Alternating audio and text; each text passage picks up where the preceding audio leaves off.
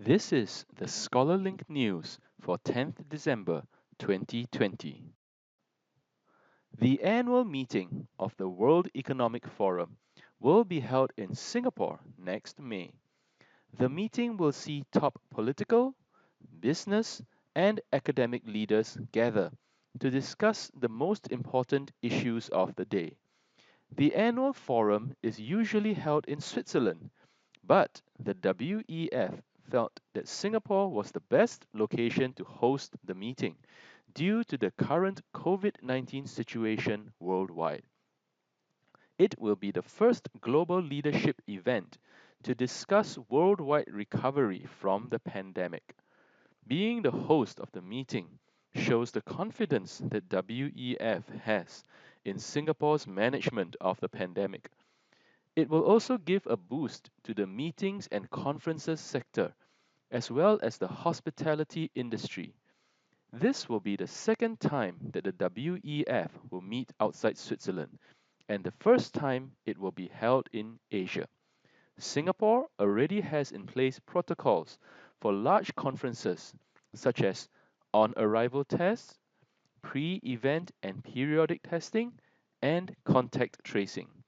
These will be enforced during the WEF meeting as well. Think about it. How else do you think Singapore will benefit from hosting the WEF meeting?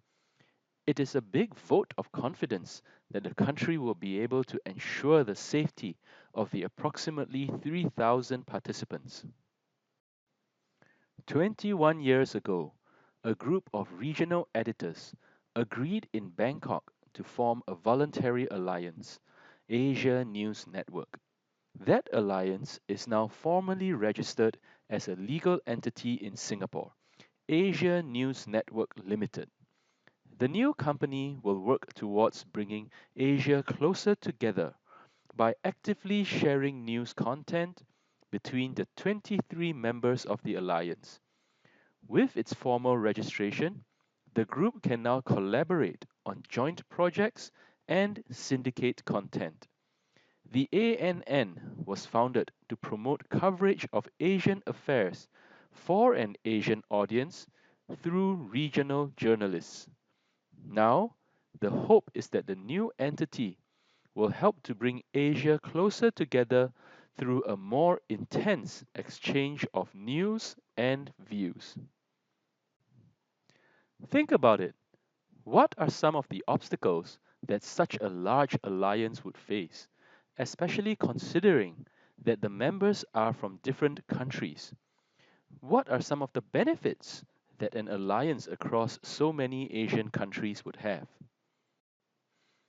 Thailand's Prime Minister Prayut Chan-o-cha tried to alleviate concerns about a second wave of coronavirus infections by confirming that the Thais who sneaked back into the country from Myanmar were not super spreaders.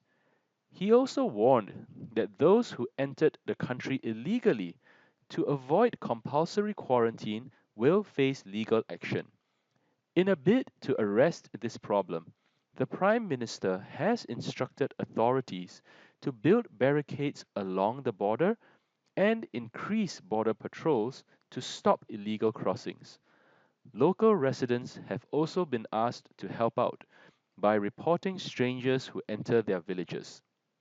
According to the Department of Disease Control, a total of 32 infected patients sneaked into Thailand from Myanmar, and two locals have contracted COVID 19 from them.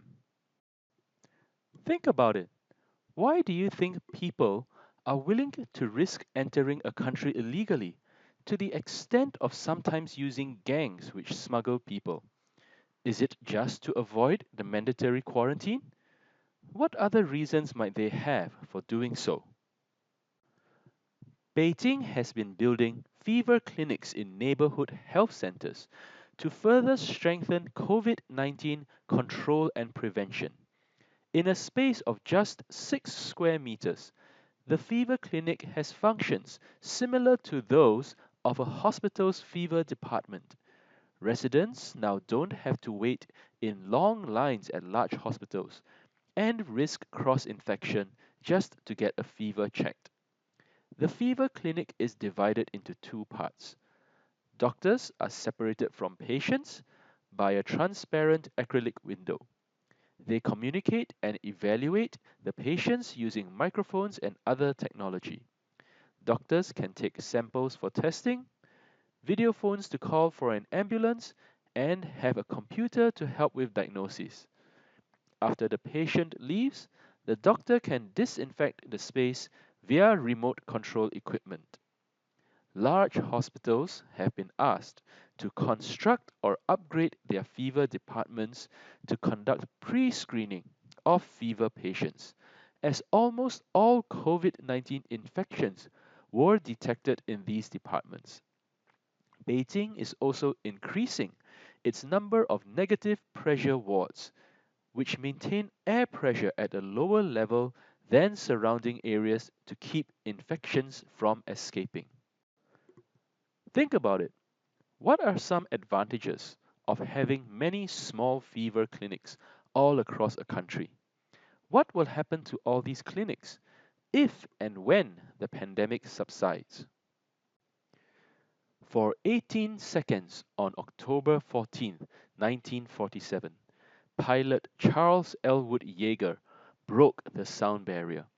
He later wrote about how scared he was, since he knew that many of his colleagues thought that he would be blasted to pieces. He recently died at the age of 97. During World War II, pilots would lose control of their fighter planes as they approached supersonic speeds. With the experimental Bell X-1 airplane, Yeager helped solve these problems, clearing the way for supersonic flights. He enlisted in the Army Air Forces after high school, but did not have the required college degree for pilot training. As luck would have it, the outbreak of World War II saw the Army offer fighter pilot training to enlisted men, and Yeager was accepted. He shot down 13 enemy planes, one of the highest totals in the war. Yeager was chosen to pilot the rocket-powered Bell X-1 airplane in 1947. He was eventually promoted to brigadier general, trained the first batch of astronauts, and also directed a fighter wing in Vietnam. He retired in 1975. Think about it. Without the contributions of Chuck Yeager, how different would aviation be today? Would we still have rockets going into space? This brings us to the end of today's edition of the news. Please remember to subscribe and click on the bell icon to be notified of our new videos. As always, goodbye and have a wonderful rest of the day.